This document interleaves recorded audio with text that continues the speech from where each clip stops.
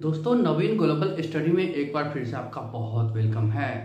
जीवनी के सेशन में एक बार फिर हमारी आपकी मुलाकात हो रही है। तो चलते जानते हैं कि वाची अय्यर का जीवन परिचय कैसा था। दोस्तों, जिस समय जॉर्ज पंचम दिल्ली में आकर के उनको बृहद पैमाने पर जो है सम्मानित किया जा रहा था और ये दुनिया को दिखाने का प्रयास किया जा रहा था कि मेहरबानी है अंग्रेज का शासन जो भारत पर है।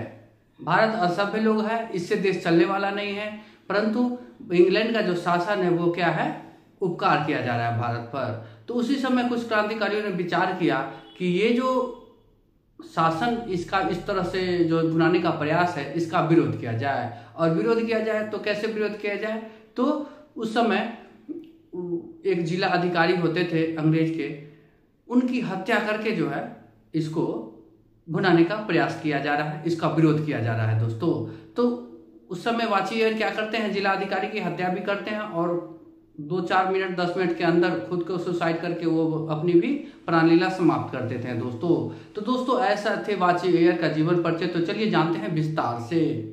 तो दोस्तों ये हैं वाची अय्यर।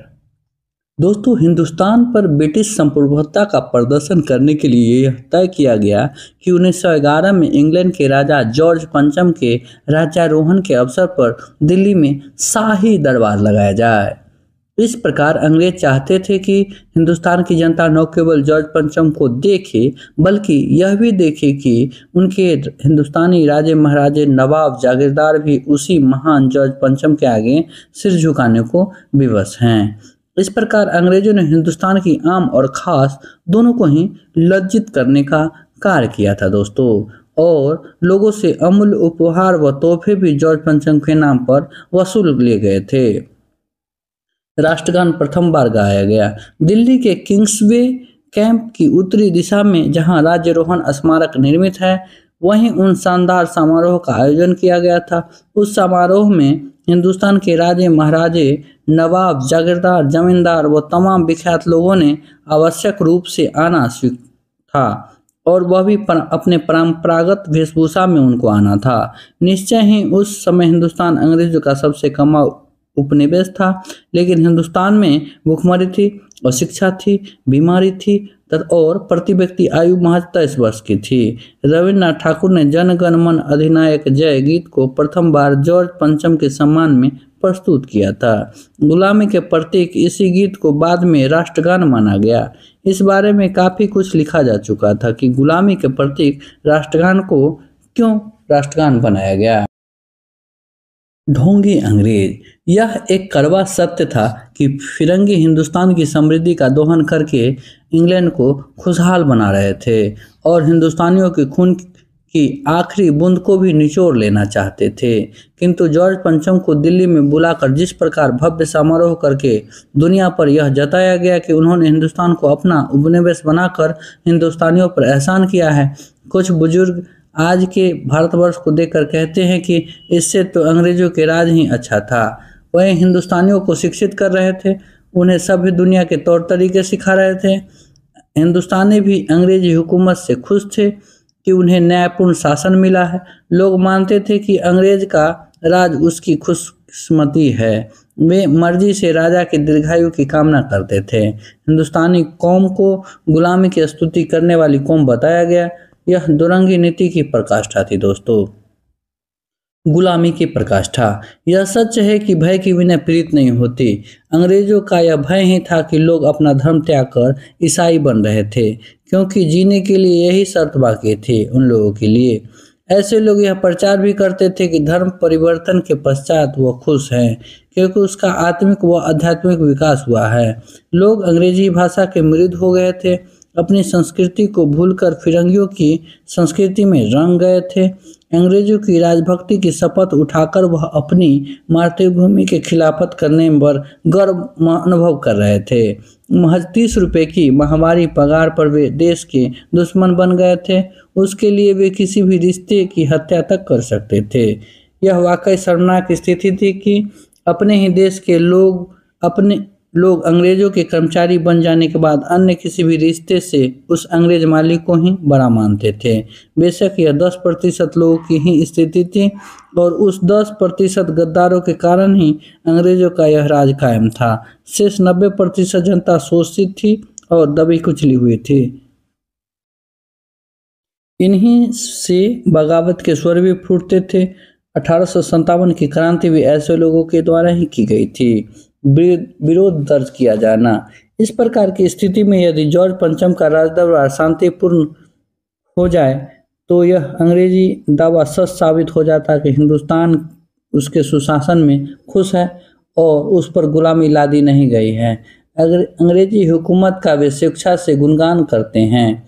क्रांतिकारियों की पांडिचेरी में एक मंत्रणा हुई। उसमें बंगाल व दक्षिण भारत के नौजवान इकट्ठा हुए।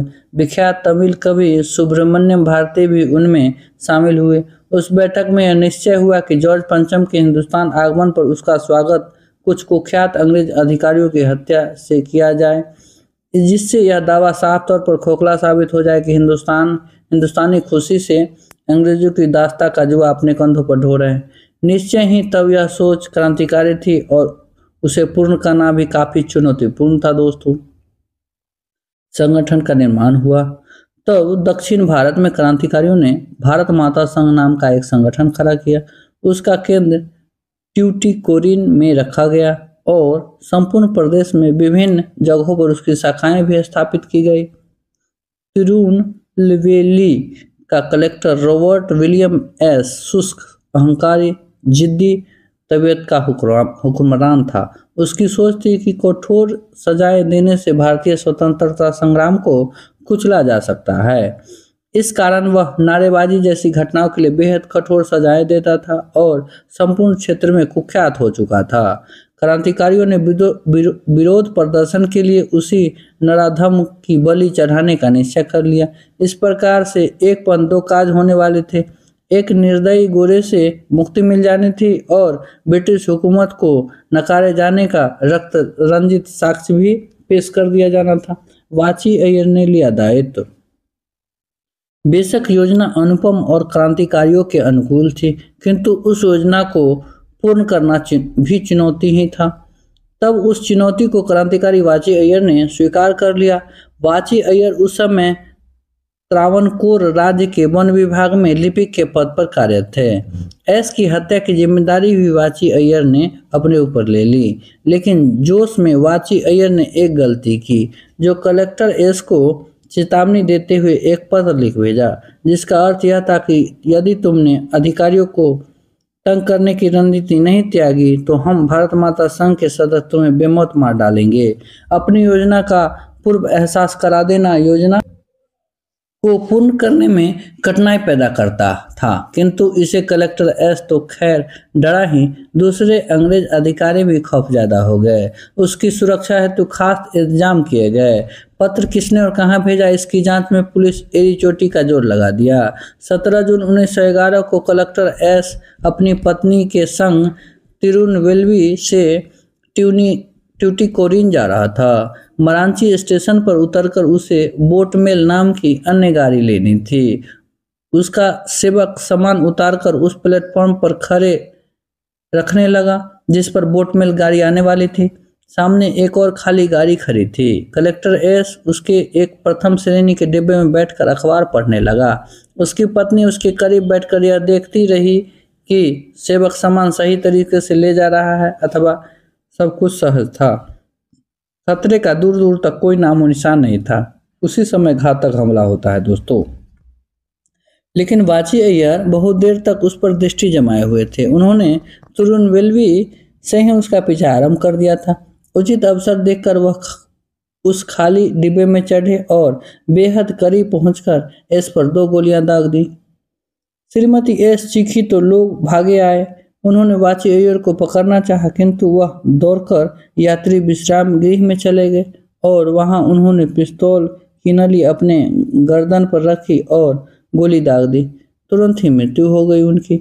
जैसा जीवन का मकसद पूर्ण करके जिंदगी को प्रसन्नता से अलविदा कह दिया, इस महान सपूत ने आह्वान पत्र हत्य प्राण वाची अय्यर के पास तमिल में लिखा एक पत्र पाया गया जिसमें उन्होंने आह्वान किया था कि भारत की महान धरती पर जहां राम कृष्ण शिवाजी गोविंद सिंह ने धर्म की रक्षा की थी, फिरंगी अंग्रेज जॉर्ज पंचम का राज्याभिषेक करने वाले हैं।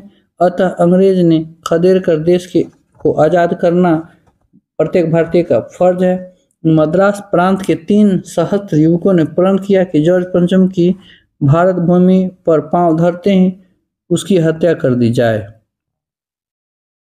उस 3 सहस्त्र युवकों में से सामान्य युवक वाची अय्यर कलेक्टर एस को मौत के घाट उतारकर इस आह्वान का प्रथम चरण पूरा कर रहा था। इस प्रकार वह जिंदगी को ही नहीं अपितु अपनी मृत्यु को भी एक मकसद दे रहा था। जाहिर है कि उस आह्वान पत्र ने अंग्रेजों को सिहराने पर मजबूर कर दिया होगा, किंतु ताकतवर शख्स जब लालच से नियंत्रित होता है तो वह अपने विवेक की भी नहीं सुनता। फिर वह तो एक पत्र ही था, लेकिन पत्रवाहक ने आत्मघात करने से पूर्व जो कारनामा अंजाम दिया था, उस कारनामे से निश्चय ही भारतीयों को आत्म गौरव से भर दिया था। मृतक के पास भिखाजी कामा मादाम का पेरिस से प्रकाशित होने वाला पत्र वंदे मातरम की एक प्रति भी बरामद हुई थी। उस प्रति में लेख के अनुसार किसी भी सभा में, किसी भी घर में, किसी भी रेलगाड़ी में, गिरजाघर में, दुकान में, जहां भी मौका मिले अंग्रेज को मार ही डालना चाहिए, चाहे वह अधिकारी हो, सामान्य नागरिक हो। अंग्रेज इस आह्वान से निश्चय ही हिल गए थे। झूठे षड्यंत्र का मुकदमा। दोस्तों, हत्याप्राण वाची अय्यर को कोई सजा कैसे दी जा सकती है? तथापि उसकी जेब से मिले पत्र को सुराग मानकर एस की हत्या को एक षड्यंत्र का नतीजा बताया गया। कत्ल अकेले वाची अय्यर ने किया था। तब भी शंकर कृष्ण अय्यर, नीलकंठ ब्रह्मचारी, दूसरे कई लोगों पर अभियोग चलाया गया और उन्हें पृथक पृथक समय की सजाएं भी दी गई। पुलिस उन्हें पकड़कर यातनाएं दे रही थी और दूसरे साथियों के नाम पते पूछ रही थी। इस संभावना के शमन करने के उद्देश्य से ही वाची अय्यर ने खुद को गोली मार ली थी। उनमें अत्याचारी के खिलाफ युद्ध करते हुए प्राण देने की हिम्मत तो थी, किंतु पुलिस द्वारा दी गई यातनाओं को सहन कर पाने का भरोसा नहीं था। उनकी कमजोरी दूसरे मित्रों को संकट में न डाल दे, इस कारण उन्होंने अपनी आशंका से अपनी जिंदगी को खत्म करने का महत्वपूर्ण परंतु जोखिम कार्य किया। दोस्तों वाची अय्यर का जीवन परिचय आपको कैसा लगा? आप अपने उत्तर कमेंट में जरूर दें और आप बहुत ख्याल रखें।